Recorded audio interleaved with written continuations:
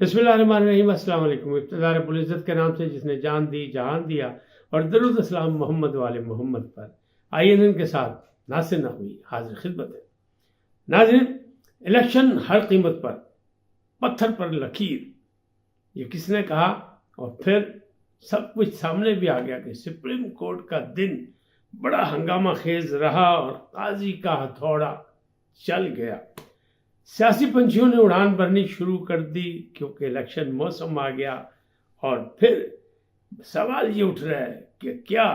عارف علوی آئین شکنی کی زد میں آئیں گے؟ یعنی آرٹیکل 6 ان پر لگے گا، یا پھر آئین کی خلاف ورزی کس کس نے کی؟ یہ بھی بات ہے۔ اور پھر ایک بینچ پھر ٹوٹ گیا۔ یہ کون سا بینچ ہے؟ یہاں کیا ہو رہا تھا؟ یہ تمام چیزیں آپ کو بتاؤں گا کہ بڑی گہما گہمی رہی اسلام آباد میں گزشتہ روز۔ بڑا اہم دن تھا، پاکستان کا ایک تاریخی دن اگر اسے کہیں تو بہت زبردست ہے، کہا جا سکتا ہے، اس لیے کہ ماضی میں ایسا عدالتوں میں نہیں ہوا جو گزشتہ روز ہوا، اور قاضی کا ہتھوڑا جس طرح چلا۔ یعنی کہتے ہیں دن تو پورا ضائع ہوا یا نہیں ہوا، کہتے ہیں بڑے بڑوں کی طبیعت صاف ہوئی اور کہتے ہیں چس آ گئی۔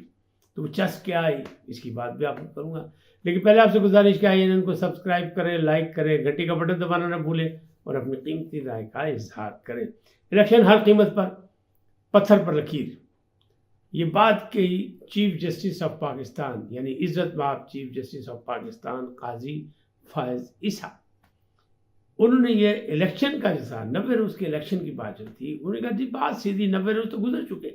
90 روز کے حساب سے تو 6 نومبر کو الیکشن ہونا چاہیے تھا، تو وہ پہلے بھی ممکن نہیں تھا حلقہ بندیوں کی وجہ سے، اور اب بھی ممکن نہیں۔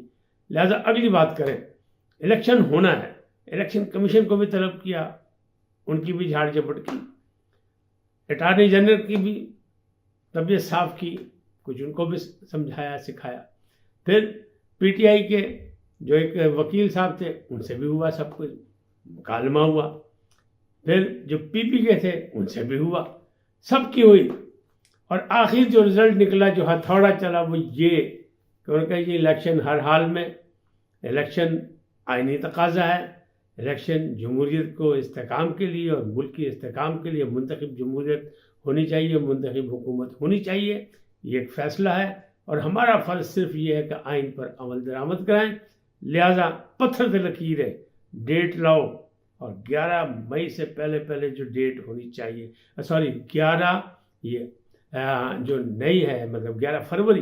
کہا جا رہا تھا نا، الیکشن کمیشن نے کہا تھا کہ 28 جنوری تک، 28 جنوری کی ایک ڈیٹ زبانی کلامی چل رہی تھی، کیونکہ الیکشن کمیشن نے تو ڈیٹ دی نہیں تھی۔ الیکشن کمیشن نے کہا تھا جی جنوری کے آخری ہفتے میں، اور میں نے مختلف ولاگ میں کہا تھا کہ ضروری نہیں کہ جنوری کا آخری ہفتہ ہو، یہ فروری مارچ بھی جا سکتا ہے۔ لیکن اس میں کون جیتا، کون ہے، ہارا کون ہے؟ تو ایک بڑا کریکٹر ہے جو بہت بڑا جیت جس کی ہوئی ہے، جس نے اگست میں کہہ دیا تھا ایک پروگرام میں، اور انہوں نے کہا تھا کہ عباسی کے پروگرام میں کہا تھا کہ جناب یہ مڈ آف فروری میں الیکشن میں دیکھ رہا ہوں۔ تو ان سے بار بار عباسی نے پوچھا کہ کیسے، آپ کیا کہہ رہے ہیں؟ انہوں نے کہا جیسے بھی ہے وہ کہہ رہے ہیں، لہذا بس یہ ہوگا، یعنی اشاروں کی زبان میں انہوں نے سمجھا دیا تھا۔ تو پہلی جو خبر باہر نکلی وہ تھی 11 فروری کی، لیکن صدر مملکت اور الیکشن کمیشن کے جو مذاکرات ہوئے، جو چیف جسٹس نے عدالت میں کہا کہ جائیں اٹارنی جنرل صاحب انتظام کریں، صدر صاحب سے الیکشن کمیشن کی ملاقات کرائیں، اور پھر سوال و جواب ہوئے کہ جو صدر صاحب نے جو ڈیٹ دی وہاں صاحب کہ آئینی طور پر تاریخ دینی ہی صدر نے تھی، اور PTI کے جو وکیل تھے علی ظفر، وہ بار بار یہی زور دیتے تھے کہ جی انہوں نے الیکشن کے مطابق، آئین کے مطابق ڈیٹ نہیں دی صدر مملکت نے، بڑا زیادہ۔ تو پھر بار بار قاضی صاحب نے کہا آپ چاہتے کیا ہیں؟ کیا ان پہ آرٹیکل 6 لگا دیا جائے؟ آپ بات کیا کر رہے ہیں؟ تو اس طرح الیکشن کمیشن سے بھی باقاعدہ جواب دہی ہوئی کہ جناب جب صدر مملکت نے آپ کو مشورے کے لیے بلایا تھا، مشاورت کے لیے، تو پھر آپ گئے کیوں نہیں؟ پھر یہ بھی سوال اٹھا کہ جو خط لکھا صدر مملکت نے کہ اس ڈیٹ تک الیکشن ہونے چاہیے، وہ کیا تھے؟ تو اس پہ جواب یہ ملا کہ جناب وہ تو بناسپتی سا گونگلو چڑھانا سی، وہ اپنے پی ٹی آئی کے لوگوں کو بھی ناراض نہیں کرنا چاہتے تھے اور وہ اپنی حیثیت کو بھی قائم رکھنا چاہتے تھے، لہٰذا انہوں نے ایک ایسا خط بھیج دیا کہ جناب یہ یوں کر لیں، وہ نہیں ہو سکا۔ اب اس کا عدالت سے عدالت کا مذاکرہ کر، باقی جو کچھ ہوا وہ تو آپ سن چکے ہوں گے بڑی بڑی تفصیل سے، کیونکہ جو کورٹ رپورٹر ہیں انہوں نے ایک ایک نقطہ جو ہے وہ واضح کر کے بتایا سب کو، کیا ہوا، کس نے کیا کہا، میں چونکہ کورٹ رپورٹنگ نہیں کرتا رہا اس لیے میں اس میں زیادہ الجھنا نہیں چاہتا، میں ایک اجتماعی سا مجموعی سا جائزہ لے کے بات کرنا چاہتا ہوں۔ وہ بات یہ ہے کہ جناب عزت مآب عمر عطا بندیال کی جو عدالت تھی اس میں یہی الیکشن کیس جو ہے 90 دن کا الیکشن کہ اسمبلی جب ڈیزالو ہو جائے تو پھر 90 دن کے اندر الیکشن ہو، اس کی سماعتیں کوئی 55 ہوئیں، یعنی 55، اور رزلٹ کچھ بھی نہیں، کھایا پیا کچھ نہیں، گلاس توڑا، وہ والی بات تھی۔ اور یہ 2 سماعتوں میں عدالت نے فیصلہ لے لیا، دے نہیں دیا، فیصلہ لے لیا، ذمہ دار کو کہا، اور بار بار قاضی صاحب نے کہا، قاضی نے کہا کہ جناب ہم یہاں بیٹھے اس لیے کہ اداروں کی تقسیم ہو، اداروں سے کام کرائیں، ادارے فیصلہ کریں، الیکشن کمیشن جانے، ایوان صدر جانے، ہمیں بتائیں اور آگے سپریم کورٹ میں رپورٹ کریں کیا فیصلہ ہوا۔ تو مذاکرات کرائے اٹارنی جنرل نے، لیکن پہلا دور ناکام ہو گیا کہ 11 تاریخ کہہ رہے تھے، الیکشن کمیشن نے کہا تھا کہ 11 فروری کو ہم کرائے تھے، الیکشن کمیشن کے نمائندے جو تھے، لیکن صدر راضی نہیں ہوئے، صدر نے 8 کی بات کی۔ بعد میں اٹارنی جنرل ایوان صدر سے سیدھا الیکشن کمیشن گئے، یعنی منصور عثمان آوان صاحب، پھر انہوں نے وہاں جا کے جو بات کی تو وہ شاید وہ بات الیکشن کمیشن کو سمجھ آ گئی یا اشاروں کی زبان سمجھ آ گئی، تو انہوں نے 8 پر ایگری کر لیا، 8 فروری۔ لیکن کہنے والے اب بھی اس پر اعتراض کر رہے ہیں اور کہہ رہے ہیں کہ نہیں، ابھی بھی حالات کو ایسے نہیں ہیں، کچھ بھی ہو سکتا ہے، یعنی اب 10% یا 5% کی بات ابھی بھی چلے گی، وہ تو آخری وقت تک چل سکتی ہے، کچھ بھی انہونی ہو سکتی ہے۔ لیکن یہ بات ثابت ہو گئی کہ اگر عدالت اداروں کے ذریعے کام کرنا چاہے، اداروں کو مضبوط ہو، میں ہمیشہ سے کہتا ہوں کہ قومی اداروں کو مضبوط ہونا چاہیے، ان کو آزاد ہونا چاہیے، الیکشن کمیشن کو آزاد ہونا چاہیے، پھر یہ کام ہوتا ہے۔ قاضی صاحب نے یہی بات ثابت کی کہ ہم کسی پر اپنی رائے تھوسنا نہیں چاہتے، ایک طرف آئین ہے، ایک طرف قانون ہے، ایک طرف قومی ادارے ہیں، ایک طرف ان کے قواعد و ضوابط ہیں، ان کے مطابق بات ہونی چاہیے، ان کے مطابق نکل آئی جناب، دوسری سماعت پہ نکل آئی کل، یعنی آج صبح جناب انہوں نے کہا تھا کل لا کے دو، اس کا مطلب آج صبح، آج وہ عدالت میں پیش کریں گے، پھر اس کا باقاعدہ ایک تفصیلی جناب آئے گا فیصلہ، اور اس میں جو کچھ لکھا جائے گا وہ آنے والے کل پر بہت سی مصیبتیں بھی ڈھا سکتا ہے۔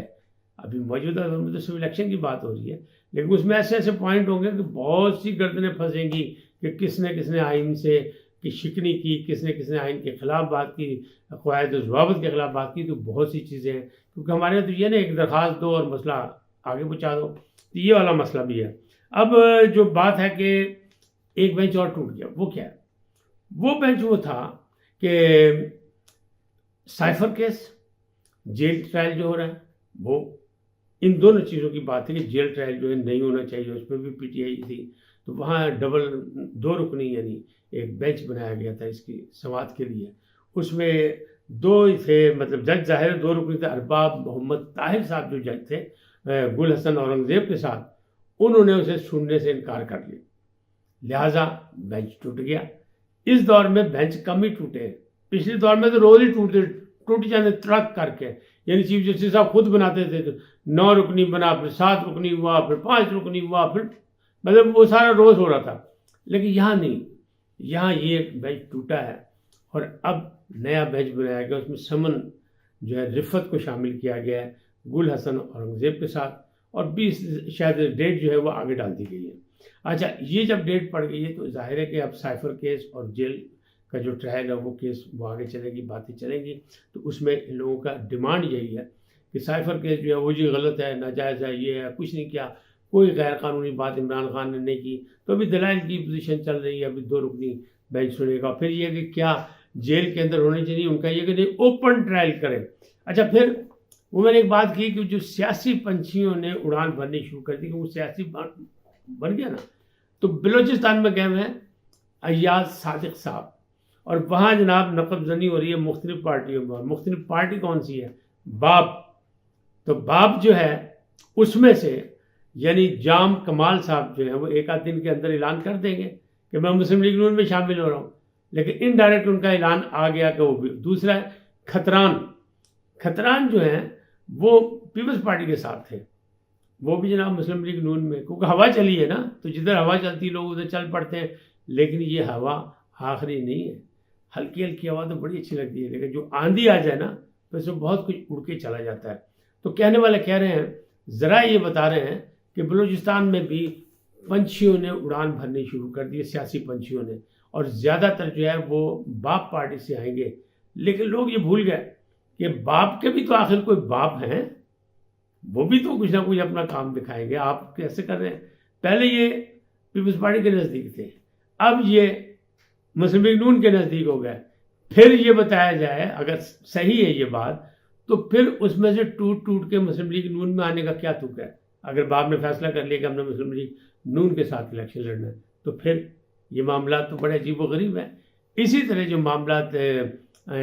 دوسری پارٹیوں کے ہیں وہ بھی یہی ہے کہ اگر انہیں نے اتحادی بننا ہے تو اس میں سے لوگ ٹوٹ کے کیوں آ رہے ہیں؟ اس کا مطلب یہ ہے کہ اب بھی سیاسی رنگ جو ہے اور رنگ ڈھنگ نظر آئیں گے، بہت سے سیاسی پرندے ادھر سے ادھر ادھر سے ادھر، جیسے ابھی 2 دن پہلے غلام سرور خان صاحب IPP میں پہنچ گئے، اور IPP جو ہے وہ مضبوط ہوتی جا رہی ہے، اسے مضبوط کیا جا رہا ہے، یہ مضبوط اشارے ہیں اس کے، تو لوگ سمجھ رہے ہیں کہ بس آنے والے کل میں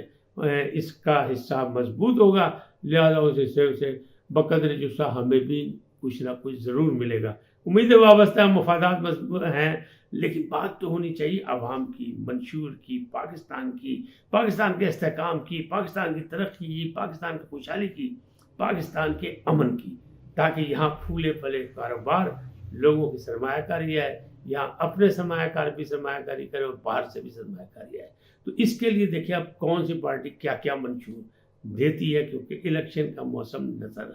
آ رہا ہے، یعنی چاند نظر آ گیا ہے۔ سب کو مبارک ہو۔ PTI خوش ہے کہ ڈیٹ وہ مانگ رہے تھے، اچھا جب مرضی کی ڈیٹ دے دیں، ڈیٹ دے، تو ڈیٹ مل گئی ان کو۔ PPP بھی یہی کہہ رہی ہے، پاکستان پیپلز پارٹی، اور لوگ یہی اندازے لگا رہے ہیں کہ شاید یہ اتحادی بن جائیں گے، لیکن میں نے کہا اتحادی نہیں ہوگا، یہ سیٹ ایڈجسٹمنٹیں ہو سکتی ہیں سب کی، لیکن سیاست میں کچھ بھی ہو سکتا ہے۔ آج اتنا ہی، پھر ملیں گے نئے موضوع کے ساتھ۔ جاتے جاتے آپ سے درخواست، آئیے کو سبسکرائب کریں، لائک کریں، گھنٹی کا بٹن دبانا نہ بھولیں، اور اپنی قیمتی رائے کا اظہار اپنی شخصیت کے مطابق کریں۔ بینگ اے پاکستانی، سدا سلامت رہیں۔